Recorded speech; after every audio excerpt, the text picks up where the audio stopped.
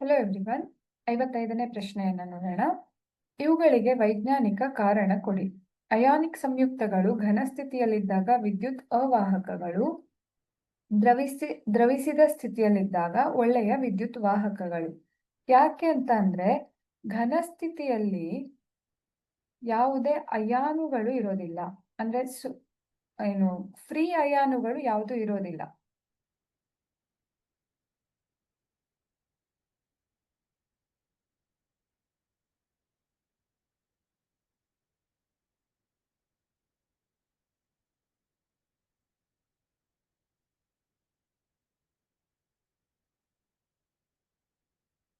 So ಚಲಿಸಲು ಸಾಧ್ಯ ಆಗ್ತಾ ಇರೋದಿಲ್ಲ.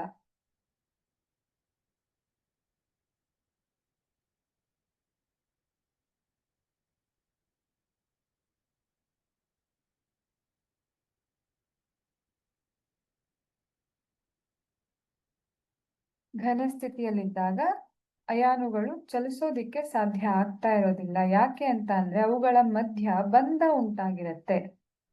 ಹೌದಾ? ಅಯಾನಿಕ್ ಬಂಧ ಉಂಟಾಗಿರುತ್ತೆ.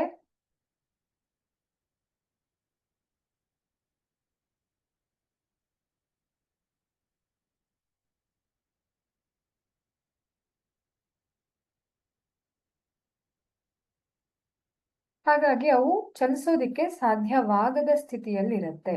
ಆದರೆ ದ್ರವ ಸ್ಥಿತಿಯಲ್ಲಿದ್ದಾಗ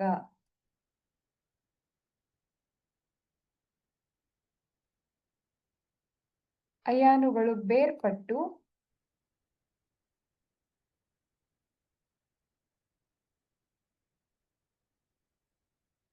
ಸುಲಭವಾಗಿ ಚಲಿಸೋದಿಕ್ಕೆ ಸಾಧ್ಯ ಆಗುತ್ತೆ.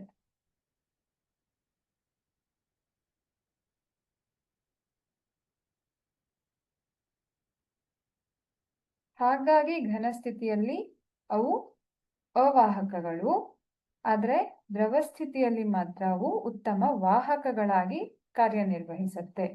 ಇನ್ನು ಎರಡನೆಯ ಪ್ರಶ್ನೆ, ಸೋಡಿಯಂ ಮತ್ತೆ ಪೊಟ್ಯಾಷಿಯಂ ಲೋಹಗಳನ್ನು ಸೀಮೆ ಎಣ್ಣೆಯಲ್ಲಿ ಸಂಗ್ರಹಿಸಿಡುತ್ತಾರೆ.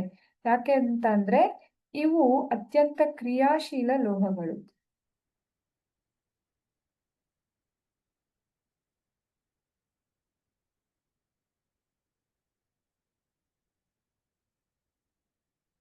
ಗಾಳಿಯ ಜೊತೆ ಕ್ಷಿಪ್ರವಾಗಿ ವರ್ತಿಸುತ್ತೆ. ಅಂದ್ರೆ ತುಂಬಾ ಫಾಸ್ಟ್ ಆಗಿ ಗಾಳಿ ಜೊತೆಗೆ ವರ್ತಿಸ್ತಾ ಇರುತ್ತೆ.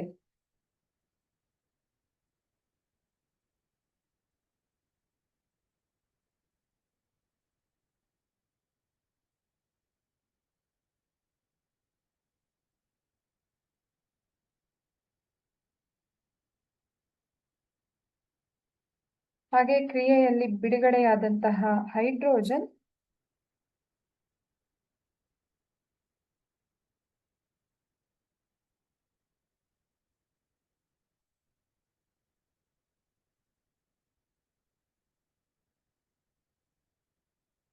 ಬೆಂಕಿಯನ್ನ ಹೊಂದಬಹುದು.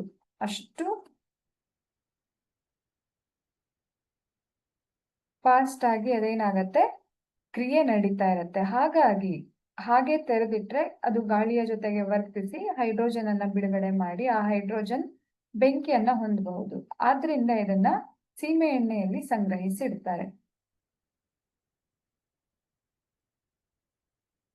ಇನ್ನು ಮೂರನೆಯದು, ಅಲ್ಯೂಮಿನಿಯಂ ಕ್ರಿಯಾಶೀಲ ಲೋಹವಾಗಿದ್ದರೂ ಇದನ್ನ ಅಡುಗೆ ಪಾತ್ರೆಗಳ ತಯಾರಿಕೆಯಲ್ಲಿ ಬಳಸುವರು. ಯಾಕೆ ಅಂತ ಅಂದ್ರೆ ಅಲ್ಯೂಮಿನಿಯಂ ಗಾಳಿಯ ಜೊತೆಗೆ ವರ್ತಿಸಿ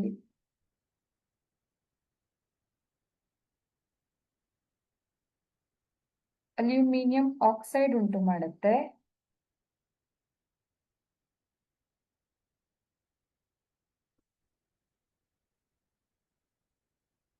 ಹಾಗೂ ಈ ಅಲ್ಯೂಮಿನಿಯಂ ಆಕ್ಸೈಡ್ ಒಂದು ಪದರದ ರೀತಿ ಕೆಲಸ ಮಾಡುತ್ತೆ.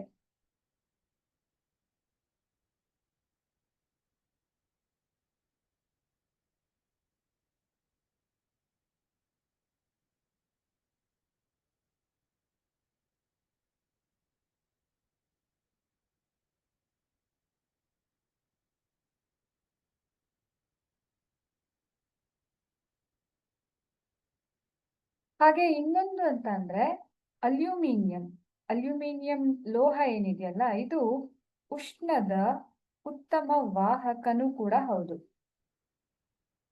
ಉಷ್ಣದ ಉತ್ತಮ ವಾಹಕ, ಹಾಗಾಗಿ ಅಡಿಗೆ ಪಾತ್ರೆ ತಯಾರಿಕೆಯಲ್ಲಿ ಇದನ್ನ ಬಳಸ್ತಾರೆ. ಇದು ಒಂದು ಪಾಯಿಂಟ್.